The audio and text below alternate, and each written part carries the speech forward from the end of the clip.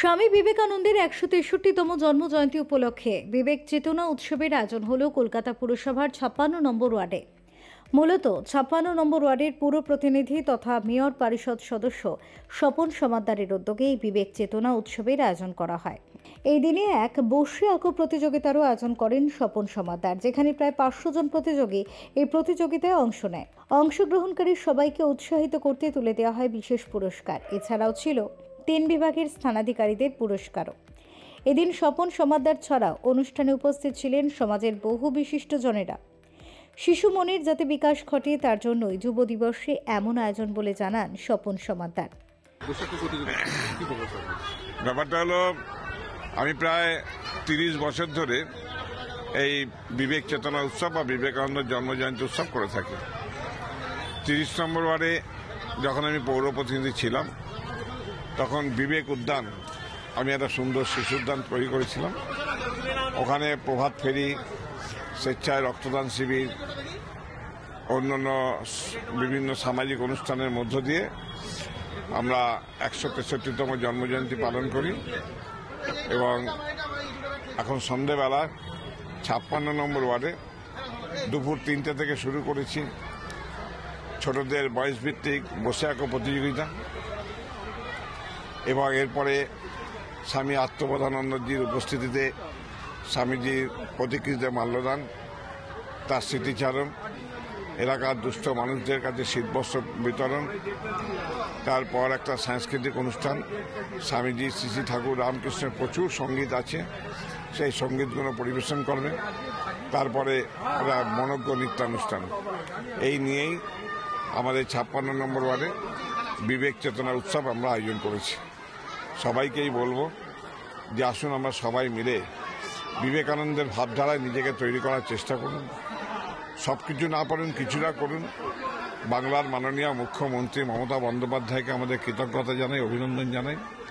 তিনি যেদিন থেকে ক্ষমতায় এসেছেন ২০১১ পর থেকে সমস্ত মনীষীদের জন্মদিন তিনি পালন করেন এবং সবাইকে পালন করার নির্দেশ দেন।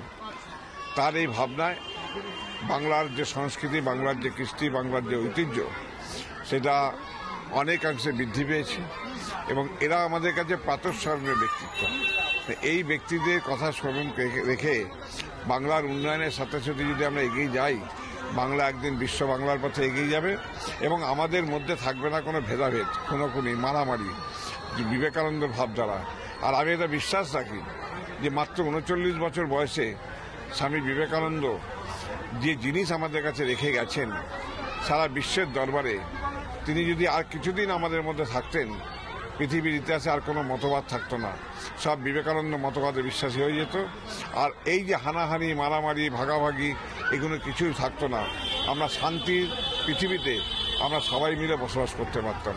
কিন্তু দুর্ভাগ্য আমাদের, মাত্র ৩৯ বছর বয়সে তিনি আমাদের ছেড়ে চলে গেছিলেন। এটা একটা ইতিহাস তো বটেই, ঠাকুর দেখেনি। কিন্তু আমি চাই আসুন সবাই মিলে, যদি সত্যি বিবেকানন্দকে ভালোবাসেন, যদি সত্যি বিবেকানন্দকে শ্রদ্ধা করেন, বিবেকানন্দের ভাবধারায় সারা ভারতবর্ষ নয়, সারা পৃথিবীর মানুষ একত্রিত হোক।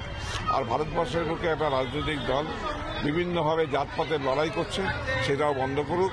আমরা ভারত বিশ্বের সেরা হব, কবির সেই কথা, ভারত আবার জগৎ সভায় শ্রেষ্ঠ আসন লবে।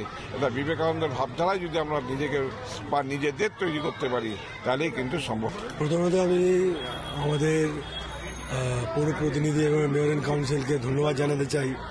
উনি এই টোটালি ইনিশিয়েটিভ নিয়েছেন এই প্রোগ্রামটা করার, বিবেক চেতনা উৎসব করার জন্য। খুবই ভালো লাগছে। ভালো লাগতে বলতে গেলে অনেক কটা প্রোগ্রাম একটা দিনের মধ্যে খুব একসাথে চলা, এটা ওনার কাছ থেকে শেখার জিনিস, ওনার কাছে দেখছি। এর আগে কোনোদিন আমাদের ৫৬ ওয়ার্ডে এরকম একটা বিশাল প্রোগ্রাম উৎসব হয়নি। সকাল দিয়ে আমরা এই প্রোগ্রামে লেগেছি। দেখুন, একটু আগে বিভিন্ন ক্যাটাগরি ৪ বছর থেকে নিয়ে আপনার ১৬ বছর বয়স অবধি সব বাচ্চাদের বসে আঁকো প্রতিযোগিতা হয়েছে আলাদা আলাদা ক্যাটাগরিতে। ওটা এখন এটা এইমাত্র শেষ হলো। এরপর আমাদের আছে মাল্যদান দেওয়া হবে। আমাদের এখানে স্ট্যাচু আছে বিবেকানন্দ, মহারাজ বিবেকানন্দের আমাদের এখানে স্ট্যাচু আছে, সেটাকে আমরা মাল্যদান করব। তারপরে একটা সাংস্কৃতিক অনুষ্ঠান আছে, ওর মধ্যে আমাদের খুবই প্রিয়, খুবই বরিষ্ঠ, আমাদের খুবই প্রচলিত লোক আত্মবোধানন্দ সাহেব, উনি আসছেন।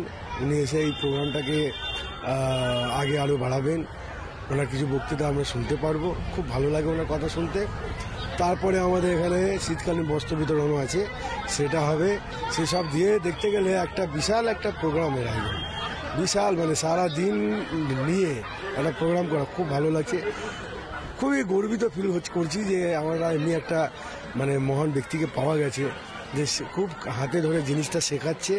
আর আগে সবার মধ্যে যেন কোনো ভেদাভেদ না থাকে, সবাই আমরা মিলে চলতে পারি, যেটা স্বামীজি বিবেকানন্দর যে মানে যেটা উনি শেখাতে চেয়েছিলেন শিক্ষা, যে আমরা নিজেদের মধ্যে ভেদাভেদ না রেখে সব মিলে একসাথে হয়ে চলি, এটাই ওনার কাছে আমি দেখে জিনিসটা শিখতে পারছি। আমরা চাইবো এইভাবেই প্রত্যেকটা মানুষ এগিয়ে থাকে, আমাদের 56 ওয়ার্ড এইভাবে এগিয়ে যাক। এদিন স্বামীজির জন্মবার্ষিকী উপলক্ষে প্রধান অতিথি রূপে উপস্থিত ছিলেন শ্রীমৎ স্বামী আত্মবোধানন্দজি মহারাজ। জনহিতকর কাজে অদ্বিতীয় স্বপন সমাতারের এমন উদ্যোগের প্রশংসা করেন সকলে। ফিউরো রিপোর্ট, চ্যানেল 10।